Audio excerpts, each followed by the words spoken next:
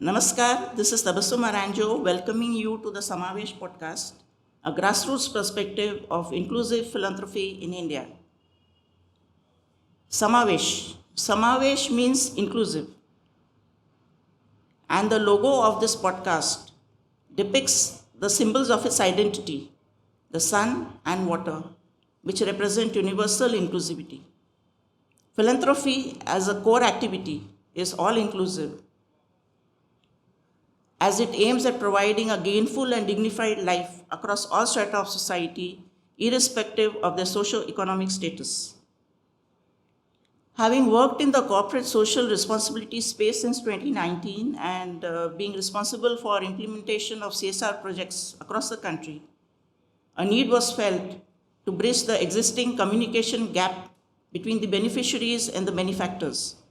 The objective of this podcast is to serve as a catalyst between the two sides and to bring out the true essence and scope of efforts required for the upliftment of our fellow countrymen and women by capturing philanthropic organizations, NGOs, charitable trusts, and projects at ground level in a way that brings out tangible impact. I hope you will find this interactions interesting and informative, and so that we can work together to build a more inclusive India.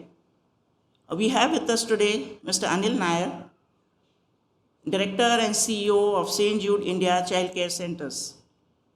Thank you for having me here today, Tabasum. Privileged, honored to be part of Samavesh Podcast today. Let us start by taking a small glimpse at your life, early life, childhood, to the stage of your association with St. Jude. Sure. Thank you. So I'm a Bombay boy. I grew up in Bombay, went to school in Bombay, did my colleging here in VJTI, did my engineering and so on. And like with many of others of my generation, we believed engineering and software as only career path. And so I too spent a few years in software. Then I went on to do my MBA. I went to IIM Calcutta. Did a couple of years in sales. I thought marketing is what I want to do for the rest of my life. But very soon I realized that there's not much meaning in and I didn't see myself doing what my boss and my boss's super boss and his boss was doing for the rest of my life. So I started looking out for into the what I could do, which it would add more meaning to my life, as well as be able to apply whatever I learned in some for good, really.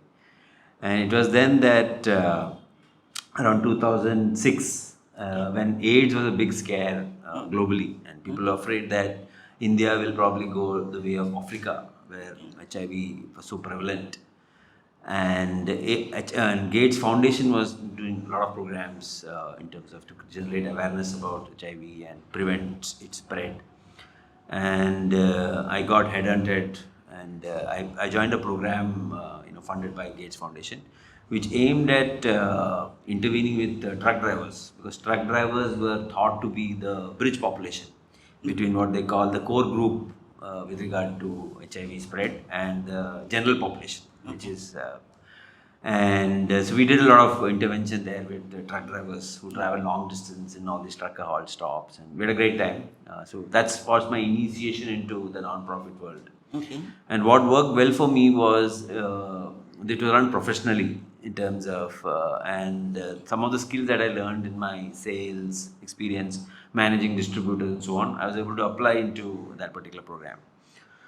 It was around that time as well that the non-profit sector in India was getting professional in a sense, and I know there seems to be a dichotomy between grassroots and professionalism. Yes. But we were really entering that phase where more and more middle class individuals sought meaning in life and in terms of do things which they thought were meaningful. So I was one of the cohort who made that transition then. And as you know, when the CSR, the government itself started taking CSR seriously. Corporates who kind of started becoming major donors started influencing how NGOs are being run and what they expected of NGOs. NGOs, that's right. So I think I've seen that journey from where a lot of the funding used to be from foreign foundations or rich individuals to more corporate-led philanthropy. And over the last 18 years that I've been in non-profit world, I initially I did spend some time in terms of grassroots work, which is interacting directly with truck drivers and so on. And then I moved to roles which are more advocacy related, policy making. So I spent some time in Delhi with the organization which to support members of parliament to help them understand the bills that would become laws better, to understand the nuances of it. Was an independent agency, so we only provided them objective inputs. And the MPs would choose depending on their party lines whether to vote for a bill or not. So I spent some time there. Then I spent some time in Bangalore with the NGO called Janagraha, which works extensively with the municipal corporations to improve the quality of life of citizens in urban India. So a lot of the focus was in terms of on how they collected their taxes and so on, how it was used, what kind of transparency is there in terms of how the money is being used and so on. Money being used for public. Yeah, and in 2019 I moved to St. Jude's when they headhunted me as CEO for this function. So I made this move from Bangalore to Bombay to join St. Jude's. So it's been 5 years now in St. Jude's, India. Since you've been associated with St. Jude. Yes. And what was your motivation joining St. Jude's? Why St. Jude?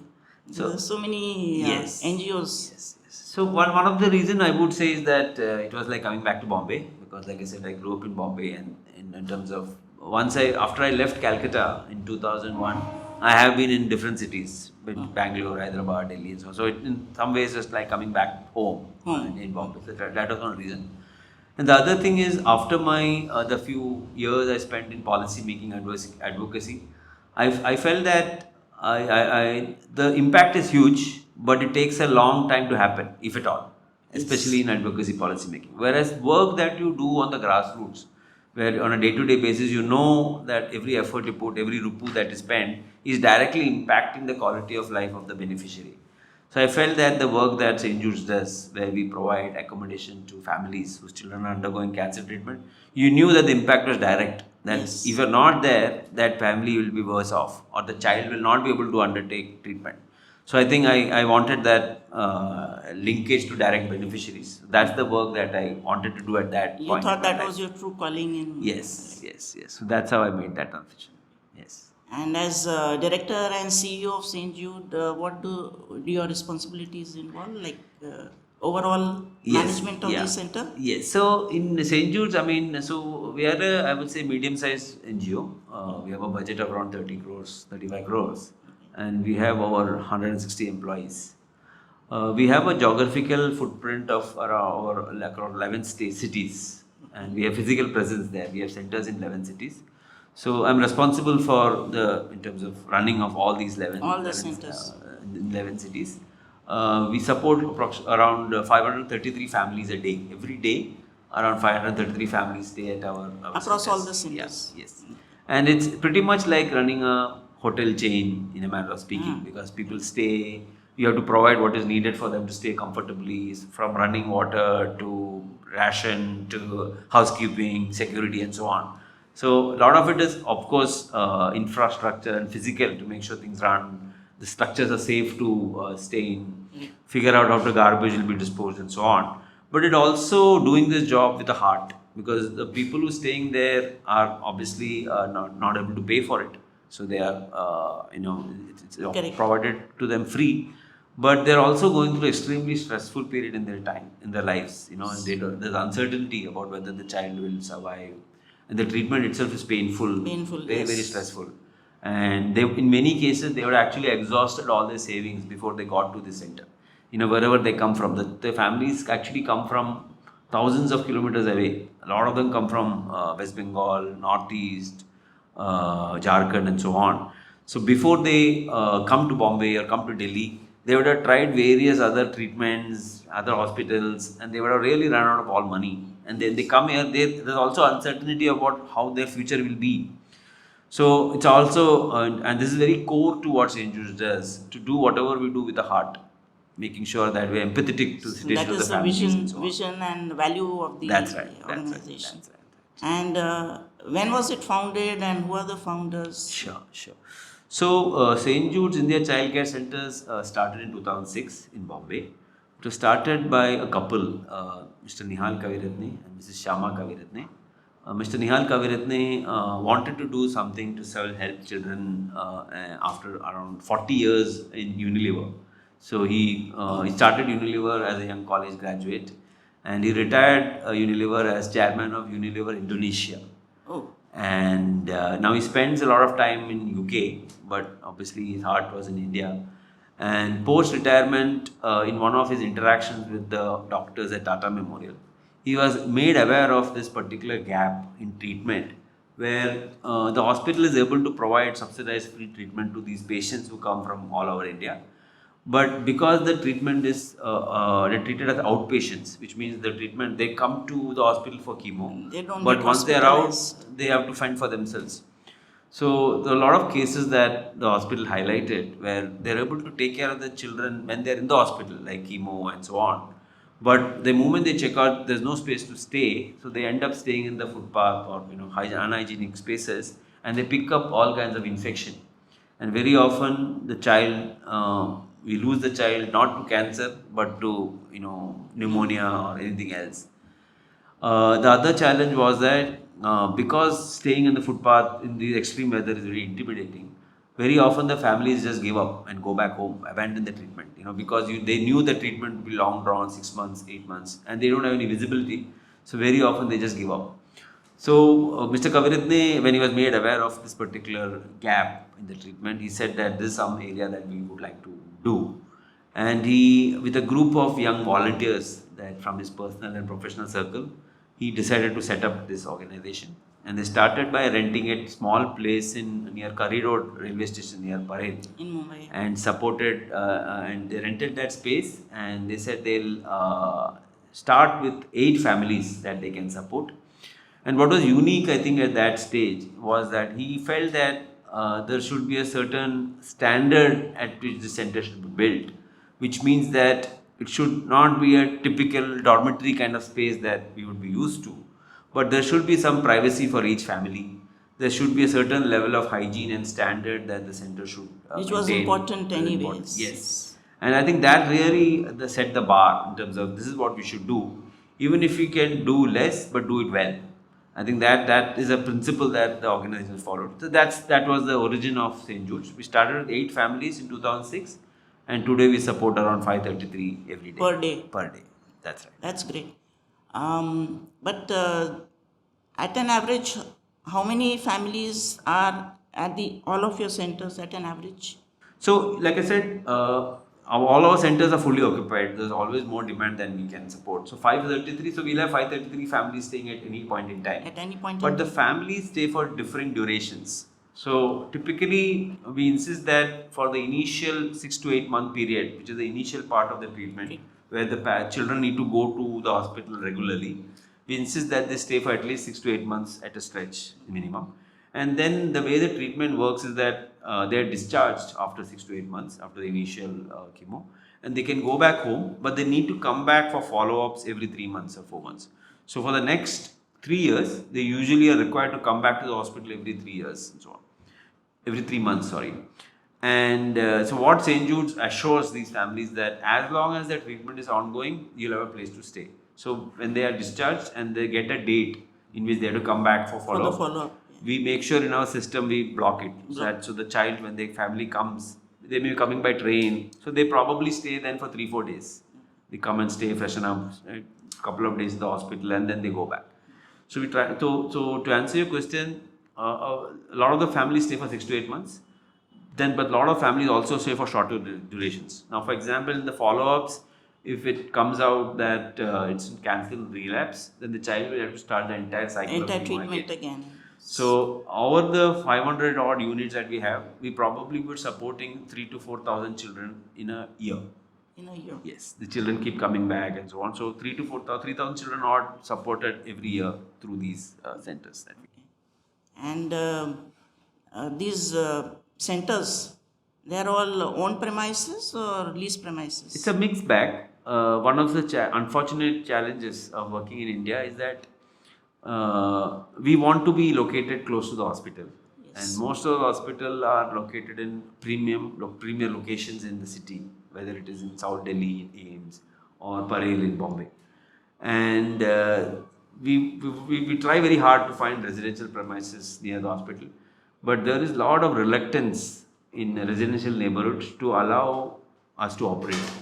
So we have found that across cities, many neighbors, even if we lease the place, or even in cases where the place is given to us free by the owner, the neighbors resist. They don't allow us to operate. So our preference is that the hospital give us some space where we can operate Within the hospital premises. Yes, within the premises or any other hospital. Like for premises that we are currently sitting in, it's been facilitated by Tata Memorial Hospital, but this actually belongs to Bombay Port Trust. Okay. But then at least nobody is bothering us. We are free to do what we need to do, and no neighbors create. Yeah, there's no neighborhood I can see. Exactly.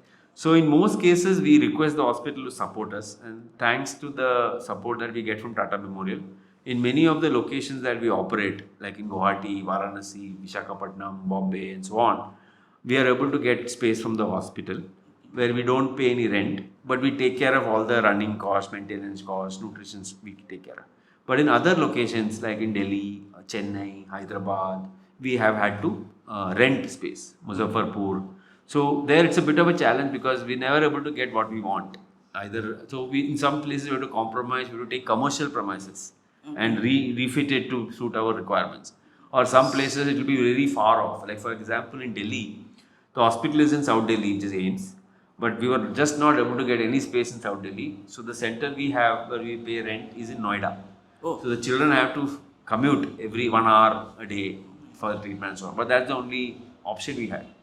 So it's a mix between where we get free or rent-free space from the hospital or with rental. And the rentals are paid by the... Yes, it is part of the operational costs. So Operational costs. the donors who support our operations also cover the rent. Also cover that. I must also mention that there is a third, in terms of partnership or third way in which we are able to operate our centers, which is in partnership with other entities, organizations or individuals who offer us space that they have and we run the space for them. So for example, we have a partner in Jaipur, industrialist in Jaipur, who offered us some space in the memory of his daughter who passed away to cancer. And that center we support close to 40 families. But we operate the center, but it is the premise is owned by that entity. So the O&M, the operational and maintenance is borne by St. Jude. But it helps us because we don't incur any capex cost or any rent cost. Similarly, in Delhi also we got some space recently where a doctor there had some space in South Delhi. And he offered that space for this purpose. Similarly, in Bombay as well, one of the centers that we have, the Verma Medical and Research Trust, they have given us some space where we support around 11 families whose children are undergoing treatment at Sion Hospital, KEM Hospital. This is again available to us for rent-free. So we have that, in terms of generous some donors who have given us that space. And we work in partnership with free them. of cost. That's it. And how many centers do you have in Mumbai? So Mumbai we have around 25 centers in 4 locations. So when I say a center, it's a space for community space for 12 families. 12 families. So we operate in 4 geographical areas. One in Mira Road, one in Cotton Green, one in Parel, one in Kharghar. But the space is divided into multiple centers. Each center supports around 12 families. They have their own kitchen and dining area. Independent unit. Dining, yes. And they have a bathroom blocks for them. So like that, for example, in Cotton Green, we have 14 centers. In Parel, we have 1. In Mira Road, 1. And another 4 in Kharghar. And Mira Road, you have any, what was the reason to going to Mira Road? Sure.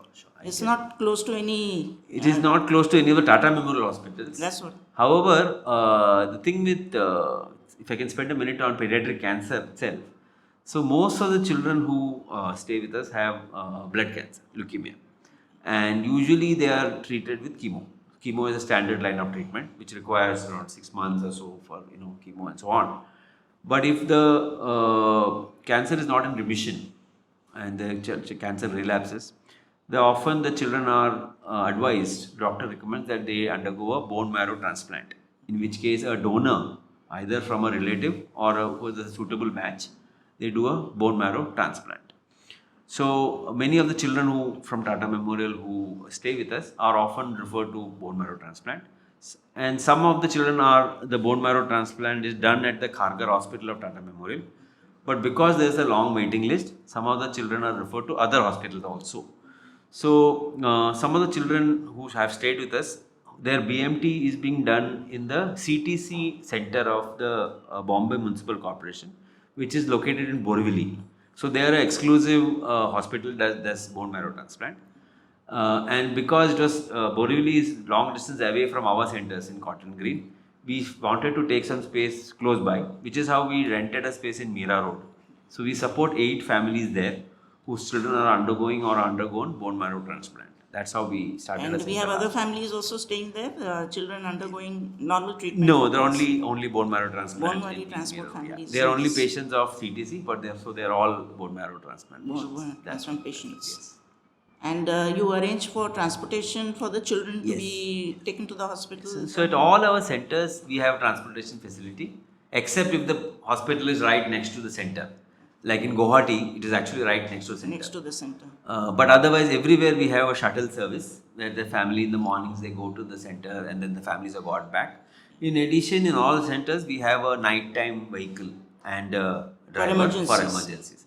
So in case the child is not feeling well or needs to be admitted, then the driver takes the child and the family to the hospital in the night. And these vehicles are funded by St. Jude? Yes, all the vehicles are actually owned by us. We have bought it through donor grants, and they are run by St. Jude's. Yes. Okay, the donors have supported for the So vehicles. all our work is donor funded. I mean, we have no revenue, and we do not charge any of the families anything.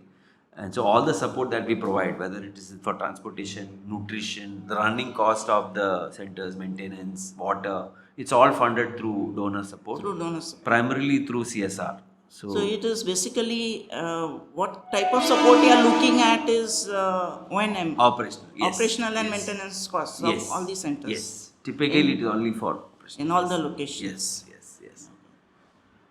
So, Anil, I believe you went abroad to for some course on NGOs, short-term course on NGOs. Yes. What was it about? Sure. So my board felt that, once I spent around 4 years at this CEO role, they felt that it would benefit me to do this course being offered at Harvard Business School called Strategic Perspectives for Non-Profit Management. So it's an old course. They've been doing it every year at Harvard for the last 30 years. It's a cohort of around 200 NGO leaders, primarily from the US, but also from other countries around the world, Hong Kong, Australia, UK, and so on. So there are 2 participants from India as well. And primarily it's only for CEOs and directors. So the idea of this course, which is a week-long course really, and Harvard follows a case study method, it is for these leaders of these NGOs to think about what next for these NGOs. In the NGOs that they operate in, the NGOs operate in health, education, community, drug abuse, any of these spaces. What more can these NGOs do to broaden their impact or impact more beneficially? Do some more, So something additional in the field. Yes, do more. And also, how do you prepare these organizations, our organizations, for the future in terms of succession planning, sustainability, black swan events like COVID. As you know, a lot of NGOs are impacted enormously by COVID. They had to shut down funding, they lay off people and so on. How do you build resilience in your organization so that such black swan events, which may not be predicted, how will you be able to cope if that happens ever again? Any special takeaway from the course which you would want to share with the audience? Sure. No, clearly, for us, and this I shared with the board as well, is that we have now been in existence for 18 years. And by all accounts, we are a well-run organization. We have a good set of donors. We have a good set of partners. The beneficiaries see value in what we do. And of course, there's a lot to do. So one of the big takeaways for us in terms of St. Jude was to see, in terms of to deepen our impact on the beneficiaries that were associated with us, what more can we do, or what better can we do? And one of the areas that we are actually exploring is these are all children, like I mentioned to you, and these are all children who are disadvantaged because of the locations that they stay in, and in very often they are first generation learners and so on. So even if they did not have cancer, they're coping with several challenges in their lives. So one of the big takeaways for us from the course that I mentioned was that, is there an impact that we can have on the education of these children in terms of, because like I said, I may have mentioned, most of the children survive. The positive aspect of in terms of pediatric cancer is that the survival rate is pretty good. So more than 70% of the children who stay with us survive. But still, life is still challenging for them because they're young kids. They have to finish their schooling, go to college, get jobs. So we thought there's a role for us to play there to make sure that they're able to excel in studies, do well, and find jobs, be independent individuals.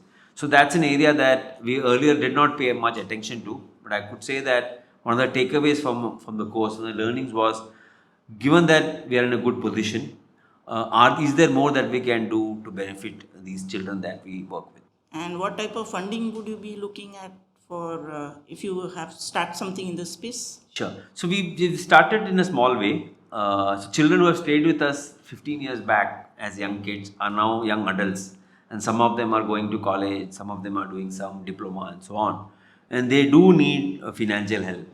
So that's something we have started in terms of asking if they need financial help for fees, books, and so on. We are looking at that. The other big piece that we did with these kids is in terms of providing them a health insurance policy. Unfortunately, because they had a pre-existing illness or cancer, it's very expensive or impossible for them to get health insurance. Most of them would not get the yes. Even if they have survived and totally recovered. Exactly. So what we have done is we have kind of pooled all these kids into one group policy, and we are paying the premium to cover them for insurance. And this is not for cancer, but for all other ailments that could happen to any normal people. Insurance. Dengue, accidents, and so on.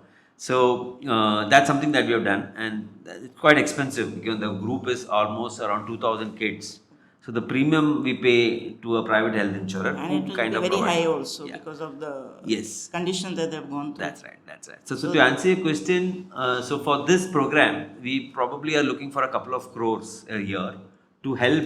One is to the insurance that I mentioned, also to help these kids with those requests for education or scholarships or for buying job books placements, and so on. Yes. Identifying jobs. That's right. So that's the program that we are looking to now grow and fund. And while the children are here under treatment, you said the treatment is a prolonged treatment, 6 to 8 months initially. That's right. So while they are residing here, what about their parents' jobs? What about the children's continuity of education? That's right. So like you correctly said, 6 to 8 months they stay, and we insist that both the parents stay with the children during treatment, because we find that sometimes it's difficult for a single parent to navigate the treatment, travel to the hospital and take many tests. The children are very young, it's impossible for one parent to manage. So we insist. And in case the father is not available or some other issues, we allow or we ask for another female relative to be part of this. With the child. Yes. So what we try and do is make sure that there are enough activities that are happening in the center, like skilling activities. Like for mothers, we do a beautician's course so that mothers can it's an activity, they pick up a skill. But also when they go back home, it will help them augment their They take away the skill with them so that they can self-sustain themselves. And there's also courses on sewing. So that's again very popular among mothers. So we have a teacher who comes, we have sewing machines. So they learn that skill.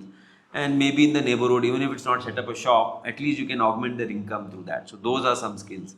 For fathers, we have mobile phone repairs. So that's something that some of them are interested in. So we have somebody who comes, they have a kit, and then they do mobile phone repairs. So those are all areas. One is to keep the parents busy with activity. Also that if those who are in terms of enterprising enough can use that to augment their income as well.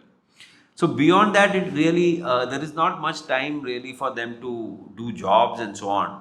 So these are some skills that we do when they're here. For children, what we always have kept in mind is that we hope all the children will go back to school after they recover. Really? But unfortunately, they miss 1 year of schooling, and they are here That's in right. Bombay or Delhi, wherever. They can't. Obviously, all the kids are their friends are going to school. They skip 1 year school is missed, but we want to make sure they go back to school.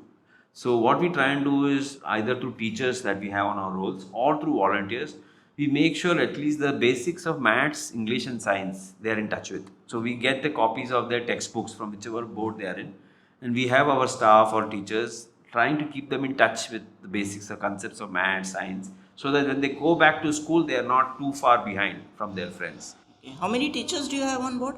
So we will have around 20 teachers Okay. across, and then they do it in batches. So for smaller children, they do Yeah, session some classes. age For older groups, children, different age that's groups. right. But really, the big teaching is primarily driven through volunteers. So we are lucky that in most of the places we have volunteers who come on weekends or evenings, even teachers who come on weekends, Weekends and and evenings. volunteer their time to help these kids. So that's really the backbone of the teaching activity. It's really good to know there's good people still Yes, around. yes. Who, No, no, indeed, indeed. In fact, I mean, that is our biggest strength, I think. The volunteers that The who volunteers that- selflessly devote their time and energy, that's really been our biggest strength. And Anil, what is the eligibility criteria for a family to stay at the St. Jude centers? Yes, yes. So, across India, we work with around 30 hospitals. And in all the centers that we operate, the patients are referred to us by the hospitals. So, we don't do any independent sourcing of the children. We work with these hospitals, like I mentioned. In some cases, like in Jaipur or Chennai, we work with 4 or 5 hospitals. So usually these government hospitals or charitable hospitals have social welfare departments. So these are the departments where the family goes to and explains their economic situation. And these social welfare department will either assign them assistance through government schemes or Ayushman Bharat, central government schemes, so on, or foundations, which the hospitals like Tata Memorial, CMC Vellore have access to. And once the social welfare staffer determines that this is a needy family from outstation all across India somewhere, and they would really benefit from having a place to stay, or there's a risk that they will abandon, go back There's home, abandoned treatment. they refer to us. So we have my colleagues work with all these hospitals. So the social welfare officer will probably refer the family to us, to my colleague, and we have a certain set of guidelines, like you asked. So, for example, we insist that both the parents commit to staying with the child during the treatment period. We have a common kitchen and dining area, so we provide eggs, but we do not have non-vegetarian food. We don't cook because of a common kitchen.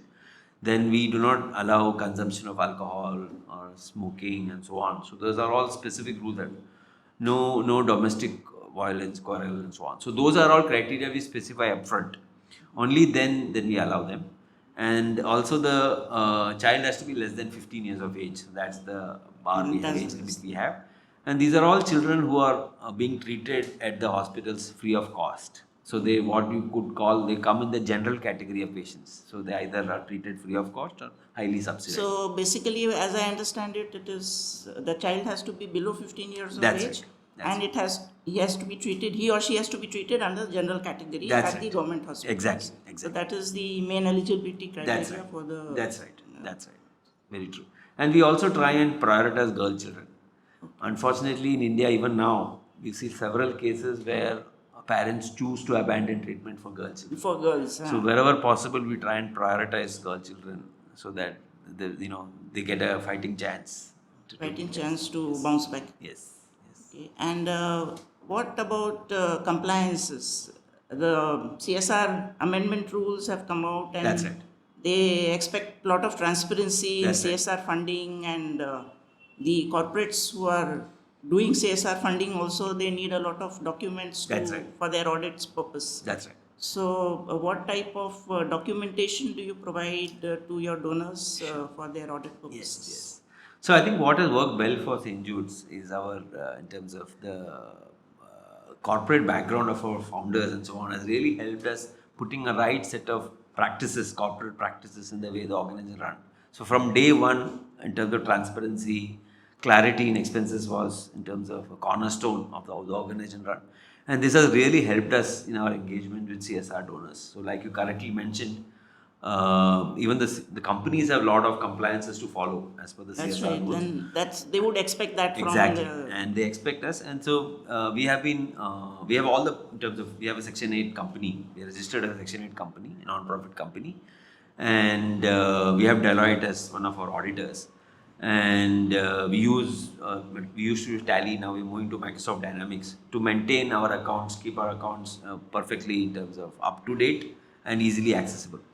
So very often the donors who support us would expect us to show utilization of how the money right. that has been Utilization given of to us funds, yes. across heads, how much was spent for transport, how much for salaries, how much for utilities, maintenance, so on. And luckily, because we have a robust system in place, we are able to provide those utilization certificates With the breakup. with the breakup. So some donors may expect it every quarter, some may expect every 6 months. Most donors expect it once a year, at least the end of financial year. They would expect the CFO to sign off a utilization certificate in terms of how their money was used for.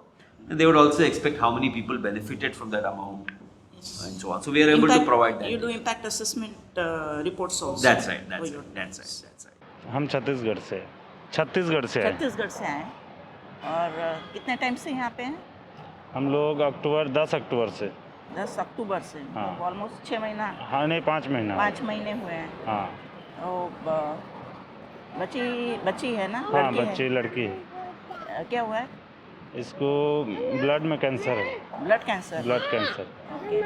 क्या Tata memorial में? हाँ Tata memorial यहाँ आने के बाद आपको सब facilities अच्छी लगी? हाँ पहले तो हमको जानकारी नहीं थी।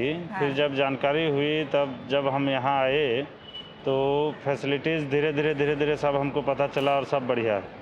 तो आपको यहाँ पे किसने भेजा? हॉस्पिटल? हाँ हॉस्पिटल सोशल वर्कर के थ्रू से। हाँ।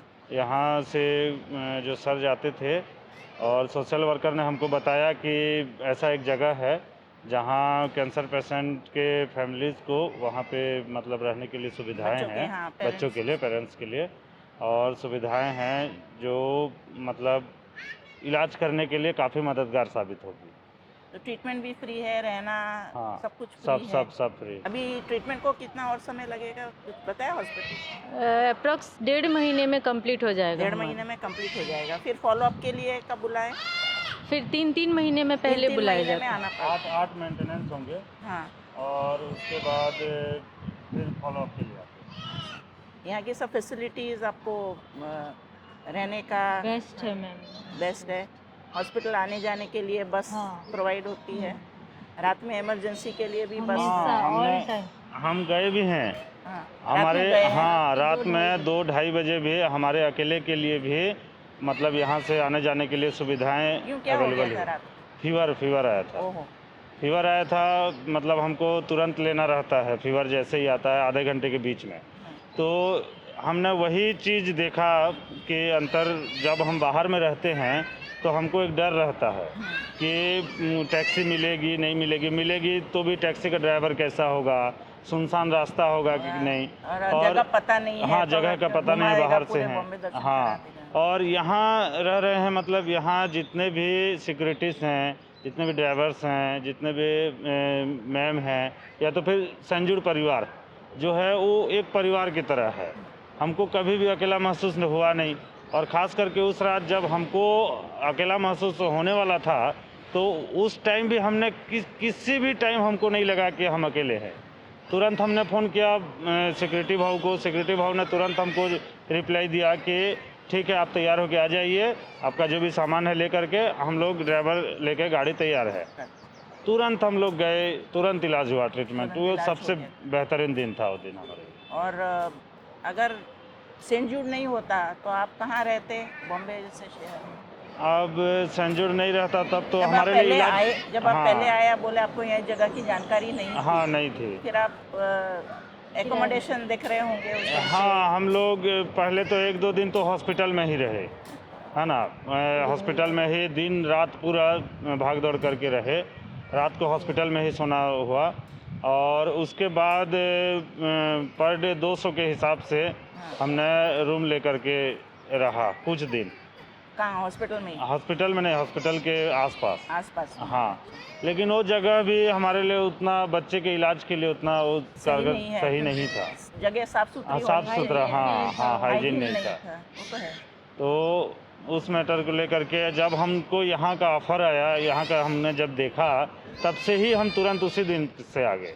जैसे दोपहर को हमको बोला और शाम को हम यहाँ आ शाम गए। को आप और आपको बहुत कुछ अच्छा लगा होगा? बहुत कुछ इतना अच्छा लंबा लगा। समय रुकने के लिए, हाँ, कोई हाँ। साफ सुथरी जगह, बच्चे के लिए सिक्योरिटी। अब हम इतने लोअर फैमिली से भी हैं कि अगर ऐसा जगह हमको मुहैया नहीं होता तो शायद ही हम इलाज कर पाते। सही है।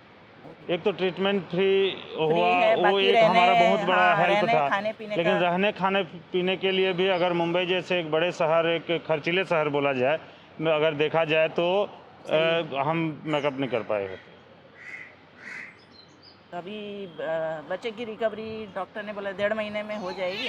हाँ, ये जो 4 साइकिल जो लगते हैं, हाँ। तो 4 साइकिल का ये चौथा साइकिल चल रहा है और वो भी आधा हो चुका है और अंतिम स्थिति पर है ट्रीटमेंट। अच्छी बात, चेक रही है। हाँ, बच्चे भी यहाँ खुश हैं। हाँ, दूसरे बच्चों के खास साथ करके खेलने पीने। हाँ, दूसरे बच्चों के साथ खेलना और अपने मतलब खिलौने हो, चाहे कुछ खाने पीने की चीज़ें हो, मतलब वो शेयरिंग घर के जैसा, हाँ, घर के जैसा माहौल हो जाता है। बस पूरा दोस्त बनने में मतलब टाइम नहीं लगा उनको एक दूसरे के साथ। पढ़ाई करती है? क्या उम्र है? नहीं, उम्र पढ़ाई के लिए तो नहीं हुआ है, ये अभी 2 साल 10 महीना की है। 2 साल 10 हाँ, जब आई थी तो 2 साल 4-5 महीना की थी।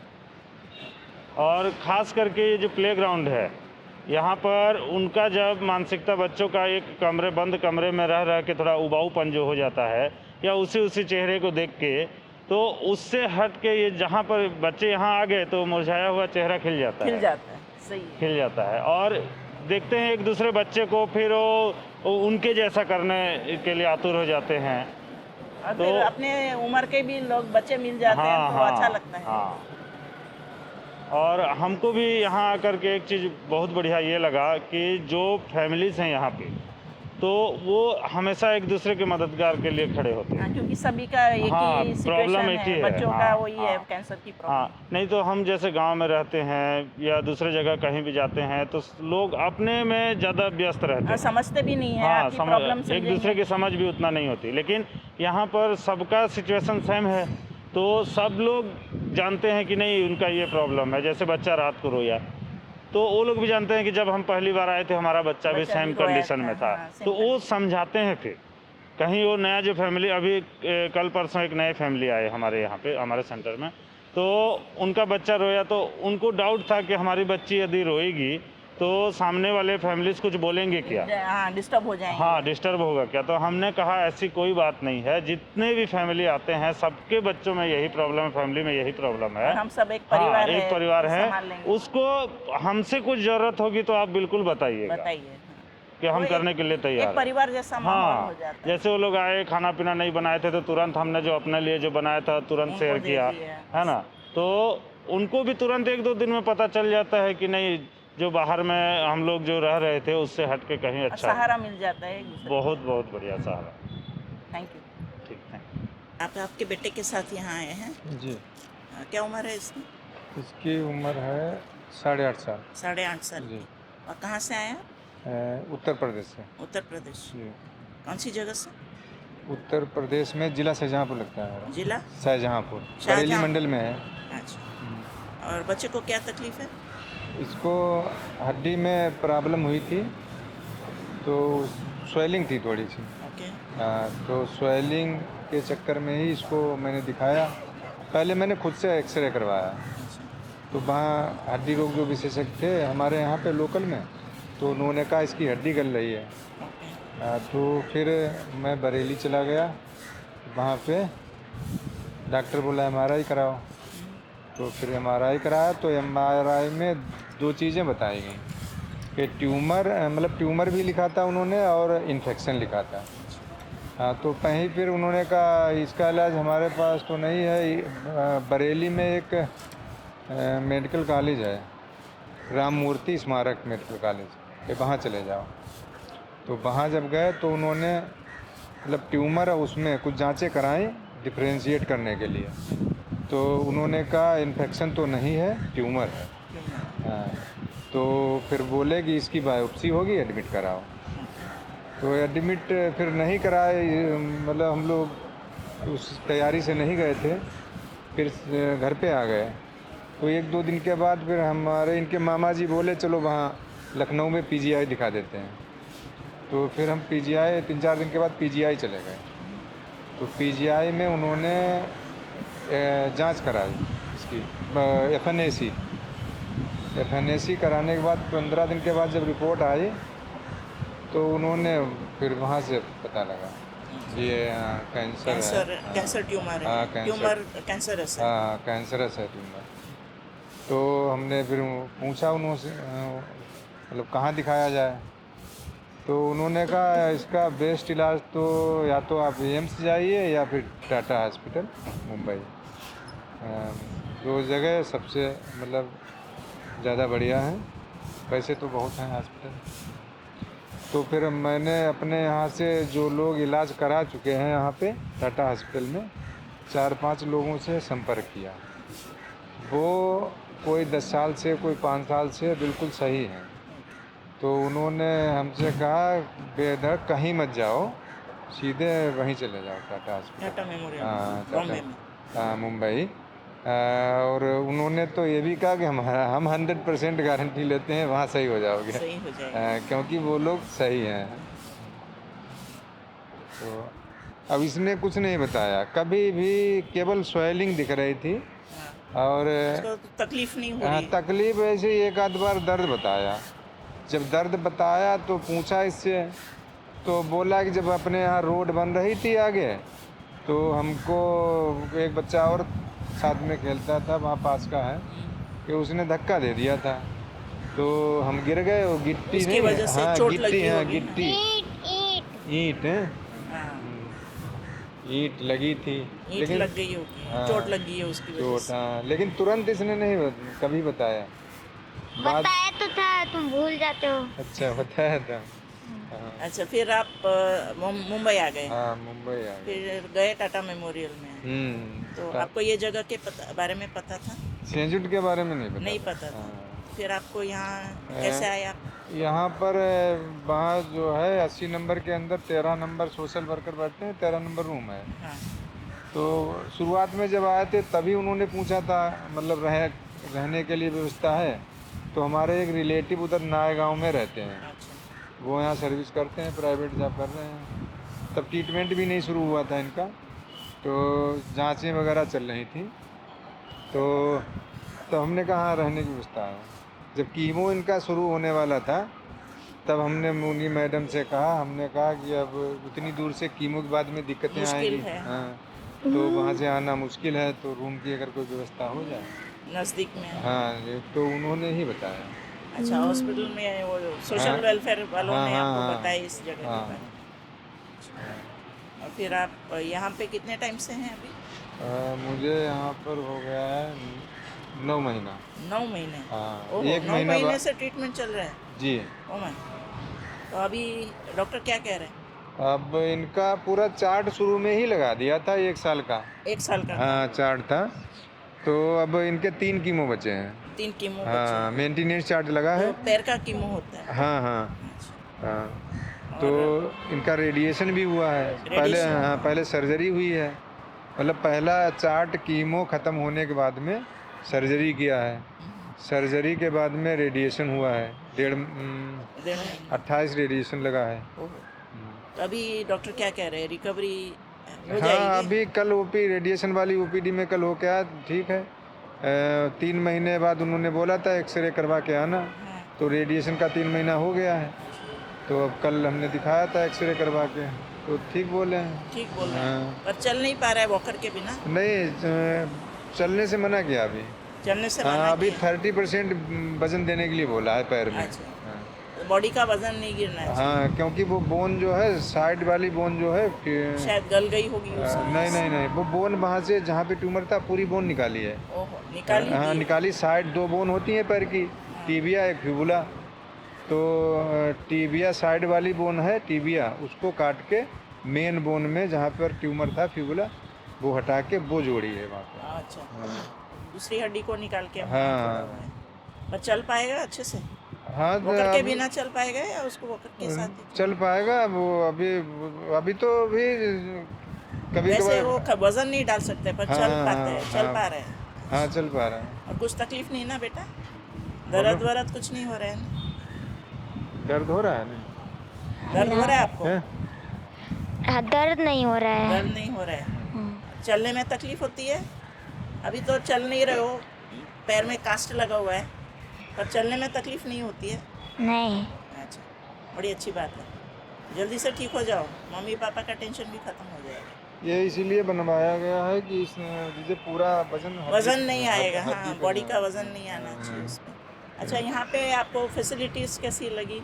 फैसिलिटीज बहुत बढ़िया। यहाँ पे हमने सोचा भी नहीं था इतनी अच्छी अच्छी? हाँ, फैसिलिटीज वो भी मिलेगी। बॉम्बे जैसी जगह में हाँ है। बम्बई जैसी जगह में इतनी बढ़िया जगह है। शुरुआत में इनकी मम्मी जैसे रूल्स रेगुलेशंस जो बताए गए शुरुआत में थोड़ा कहने लगी कि रुक जाओ, एक दो दिन सोचें, थोड़ा सोच के फिर बताएंगे। तो हमने कि सोचना कुछ नहीं है, अब रहना है यहाँ। कहाँ जाए? ट्रीटमेंट तो करना है, तो हाँ। रहना तो पड़ेगा कहीं पे जब 1 साल का ट्रीटमेंट होता हाँ हाँ है। और यहाँ पे फिर आप ये बच्चे की पढ़ाई का क्या है? पढ़ रहा था स्कूल में? हाँ वहाँ पे पढ़ रहा था। वहाँ पढ़ रहा हाँ, था? थर्ड में आया था। तो अभी पढ़ाई कंटिन्यू कंटिन्यू यहाँ पे टीचर आती हैं। यहाँ पे आते हाँ हैं? ऊपर पढ़ाने वाली टीचर हैं। तो पढ़ाई अच्छे से होती है बेटा? पढ़ाई इनका अच्छे मन से है होती यहाँ पे। अब कभी कभी बैठ जाते हैं, कभी नहीं बैठते हैं पढ़ने के लिए। थोड़ा क्यों पढ़ाई का मन नहीं होता है? अभी पढ़ाई नहीं हो पाती है, अभी 1 साल से पढ़ाई गई, हाँ यहाँ के नहीं पढ़ाई की। पर टीचर आते हैं यहाँ पे? हाँ टीचर आते हैं, रेगुलर टीचर आते हैं? रेगुलर टीचर आते हैं हर सेंटर में, तो बच्चों को और पढ़ाते हैं। आप कुछ भी कर रहे हो क्या? बास्केट का या ब्यूटिशियन का हाँ। कुछ कोर्स यहाँ पे होता है? यहाँ पे हाँ होता है, हम वो कढ़ाई वगैरह रुपट्टे की हाँ, वो दिया है वही करते हैं। टेलरिंग का? टेलरिंग वाला नहीं, जो एम्ब्रॉयडरी होती है, एम्ब्रॉयडरी का? हाँ एम्ब्रॉयडरी वो कर रहे हैं? वो कर रहे हैं, कुछ ना कुछ वो थोड़ा आपको बहुत। हाँ घर जाके कुछ ना कुछ करेंगे तो आपको भी काम आएगा ना? हाँ वैसे आता है हमको ये सब कभी। So Anil, thank you very much for your presence here today at on the podcast, and you and your team are doing a great job for children from marginalized families who are afflicted by cancer, and it is remarkable that children from all stratas of society, irrespective of their caste, creed, religion, are given a second chance to battle cancer and be survivors in your centers. So may God bless you all, and we wish you all success in your all your endeavors. For our viewers who want to support St. Jude India ChildCare Centres, the details are in the description. For our viewers who are still with us, a big thank you. And for philanthropic organizations who wish to be showcased on our podcast, the details are in the description. Please do contact us. See you again soon next time. Till then, take care and God bless you all. Thank you for the opportunity, Samavesh and Tabassum. Thank you very much. Thank you, Anil.